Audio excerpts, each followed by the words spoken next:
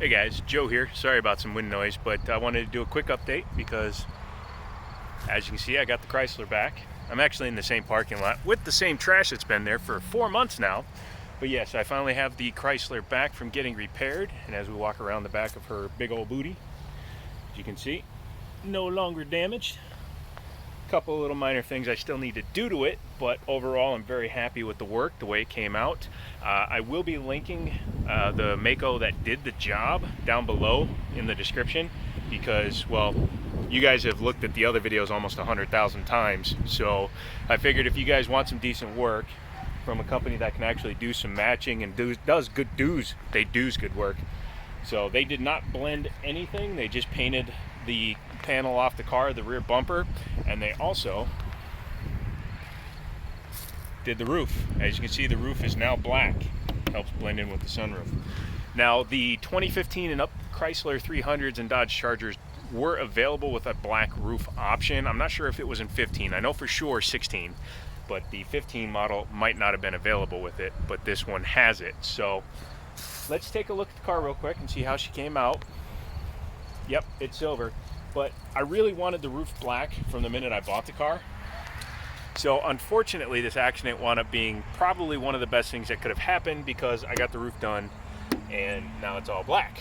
But this is a 2015 Chrysler 300S. It's a Hemi, but it is not an all-wheel drive. In 2015, after the refresh, they put a different nose, different tail on it. They went very Euro. They moved the repeaters down here into the bumpers, both in the back and up here in the front. And I do apologize, still working on my leg here. But yeah, so it has repeaters in the bumpers instead of the lights, which actually makes the lights look a hell of a lot better in my opinion. But anyways, they dropped the all-wheel drive option on the cars with the Hemis. You could get it with the V6 and you could still get the S package, but you could not get the Hemi with the all-wheel drive. This has the 19-inch all-wheel drive wheels on it. I did a lot of looking and searching and figured out what wheels they are. And as you can see, they're also covered in brake dust. So I need to actually clean these wheels off, and I'm also going to do a brake job to this car probably in the beginning of the month, maybe the end of this month. I haven't figured it out yet. Rotors look fine, but the pads are throwing a shitload of dust. And sorry if I cussed, it's just my nature. So I need to do that and get those cleaned up. Another thing I like about the S is that the headlights are blacked out. And this is where the turn signal was before. It's no longer there. And it's got the C styling LED running light. These are just projector beams though. These are not high intensity discharge. That's fine. You needed to get the platinum or another options package to get the HIDs. It also does not have adaptive cruise. It does have blind spot monitoring, and it does have heated seats and all that stuff, but it doesn't have the cooled seats, and it doesn't have the active cruise control or the radar cruise control. But I don't really care about that. I always turn it off in the cars when I drive them anyways, and I don't want my car to actually pull me into another lane when I'm crossing the lines. But anyways, as you can see, it might be hard to see in the video, but this is the factory paint on the bumper, this is the factory paint on the fender. There is some variance. So when you look at a silver, there's always going to be some variance. There's no getting around that. But the job they did, like I said, you just take a look at it, it blends in fine. They got the door line back up. This is a little bit but I can finesse that a little bit. There's a couple of things that, you know, obviously they were kind of in a time crunch because they had the car for 3 weeks and the guys that did the work for the exhaust had it for almost a week. So there's a couple of things that kind of fell to the wayside that I can do because I used to be a body guy, such as this still doesn't line up. If you look here, doesn't line up because of the trunk is up a little bit. No big deal. And they did wind up replacing my taillight, which was $600 because when you washed it, water would get up in here. So, well, let's look in the trunk now. A lot better than last time. If you recall from the last video, it was completely buckled. Everything was up here. Where's the hook? Where's the hook? Now, spare tires where it's supposed to be. The box is where it's supposed to be. They painted the underside of the car, but not the inside of here. However, that fuse box they do not sell the box separate new. So this car actually has a new wiring harness going from that fuse box into the car. I'm not sure 100% what's all controlled on that. I think it's BCM and some of the internal inside components. For those of you wondering, the tire is supposed to be at that angle because that angle actually provides a little bit of extra protection in case of a rear end collision like I had. Yeah, I said collision. And they put my subwoofer back in. Beats! It's got a nice thump, but I've actually heard louder. Let's go underneath. Let's hit the pause the right way. So here underneath the car, as you can see, they have the new under tray installed. It's all seam sealed like it's supposed to be. This is the one side new exhaust. They just cut a new piece of pipe. It actually looks like it's slightly thinner. But what they did that I'm very happy about is they actually have the tip in the extension back here. The reason why that's important is because it helps quiet the inside noise of the car. If it was sticking back out of there like the original pipe was, it would be a little bit louder. And it looks like they adjusted that one for me too, but all of this was replaced. The entire crash structure underneath, the entire rear of the car was replaced. The only thing they saved was the the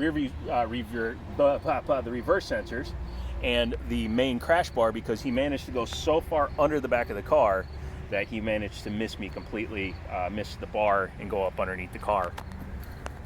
The bar and go up underneath the car, yes. But as I was saying before, this has a Flowmaster mufflers with no resonator. That's why it's loud, but let's go ahead and fire it up.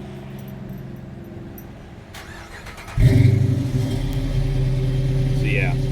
Thankfully, they were able to keep that sound for me, because originally we thought we were going to have to replace it with the factory exhaust. And if we had done that, it would have sounded like a stock vehicle again. So it's all good. Of course, now, oh, sorry.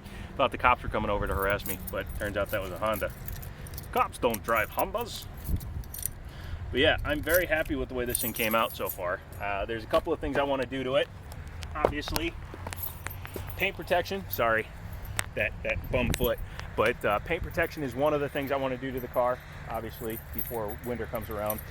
We're in November, we're in Virginia, and it's 78 degrees, so the winters have thankfully been mild. Don't know why I showed you my shirt. Don't know what that is. I don't know. I have no clue. But I want to do paint protection on the rear bumper, especially, and this roof. Because, again, they went and did the roof in a high gloss black. Did a really nice job. Remembered to paint the shark's fin. Sometimes I've seen them where the shark's fin doesn't get painted, or it's got a factory color one still. And as you can see, it helps blend the roof in very nicely. And of course, because why wouldn't it, the one little itty bitty flaw is right there, and it looks like it's in the paint. So that's the flaw that gets to stay in the car. So that's it.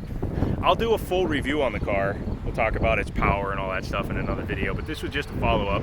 Let's talk how much it costs real quick. I'm gonna get back in the car real quick. I'm gonna real quick get in the real quick and the real quick on the real quick with the quickness. But inside here, probably hear me a little bit better too.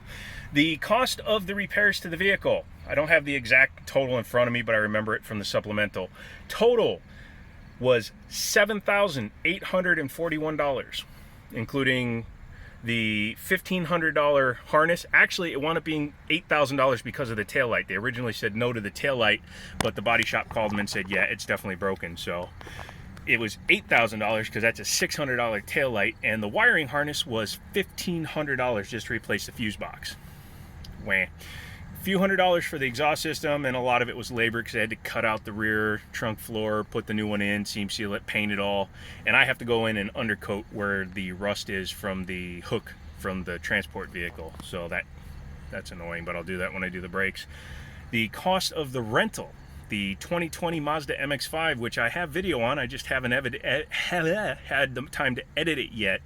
That was 25 days at $34.95 per day, plus cleanup and all that other stuff. So they spent nearly another $900 doing that. So all in all, me getting punted by a 2002 Kia Sophia cost his insurance company almost $9,000, which is about I was going to say half, but it's less than half the price of the vehicle. It's probably about 40% of the value of the vehicle, because I've actually been pricing them out to compare vehicles with similar mileage and similar equipment. In my area where I am, S model Hemis start at almost $20,000. I have less than the cost of a new Focus in this, actually less than the cost of a Toyota Corolla, less than the cost of a Nissan Versa even. I have, not counting what I wrapped over from the other vehicle, $16,000 into this vehicle. So $16,000 plus a wrap over equals, oh excuse me, $18,000. $18,000 is what I paid for it. He paid $16,000, charged me $18,000. So $18,000 plus what I wrapped into it, but $18,000 for a it was 66,000 miles at the time, 300 Hemi S with, you know, all the fun stuff, pan roof, all that stuff, full nav, push button, sport modes. And we'll go into all that when we do the full review, but I thought that was a very, very solid price. It's at least $2,000 cheaper than anything even close to here, and on average with cars that had 66,000 miles, it was closer to like 21, 22. So I think I did good on this car, and I'd hate to have to try to replace it if it had been totaled out. And it was still running and driving, so if they had totaled it out, I would have never been able to buy it back for a reasonable price. So there's that. This is your video for today. Sorry, I had doctor's appointments, picking up the car, checking it out, going over to my buddy's place, showing him the car, things like that. So I will put up a firearm video on Friday, so keep your eyes open for that. Thank you guys so much for subscribing, almost 3,800 subs. Kick ass. Let's keep that going. I may do like a live stream marathon one evening, see if we can get like 50 or 100 subs in one night. That would be amazing. And then we'll just keep going. The brake job will be coming. Might do a tune to the car, haven't decided yet. I want to get a dyno run put on the car to see if it's got any extra power, if it has a tune in it. I don't think it does, but with the exhaust in the intake, it probably has like 365 horse, 370 horse instead of 360. So we'll see. Subscribe, get notified, all that jazz. Use my affiliate links. Buy stuff, buy baloney, whatever. Anything you do helps the channel grow. And as always, I'll talk to you later.